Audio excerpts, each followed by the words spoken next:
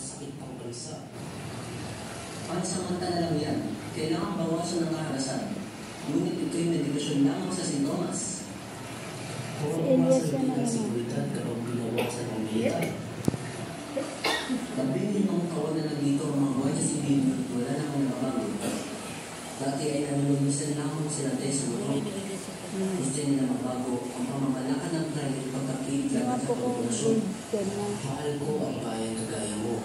Ngunit para sa akin, hindi na kailangan ng mga reforma. Ang inyong kayo nakaranas sa sobrang kahilingan. Hindi ko inisip ang kalungkutan, higit na mahalaga sa akin ang seguridad ng Pilipinas. Utang natin sa mga praila ang ating pananalig at ang kalinga ng Espanya. Sino kausap niyo? Nalulungkot ako sa mababang pagtingin sa pamahalaan. Si Ibarra. Hindi natin kailangan malaman kung sino ang tama o mali. Ako hindi na pagtapos dahil magdadalawang isip ako. Dapat siguro sabihin sa mga kapit na magtiwala lang sa Diyos. Saan ko kayo bababa? Ako rin nagdadalawang isip na mahal ko ang ating bayan dahil dito ang gagaling ang ating Yung dalawang nakatayo. Iba naman Dito naman ang gagaling Ibang ng eksena. ang sila.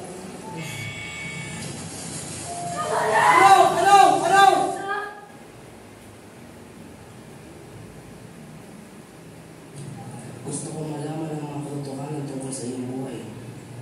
Isang nintaya ng mga kasawitan. Hindi ko ito nagiging marinig. Baka kung malaman ko ay maiba ang aking paninindigan tungkol sa pamahalaan at simbahan. Bigyan ko kung isa-isa ito ng aking mga pinagdaan sa buhay.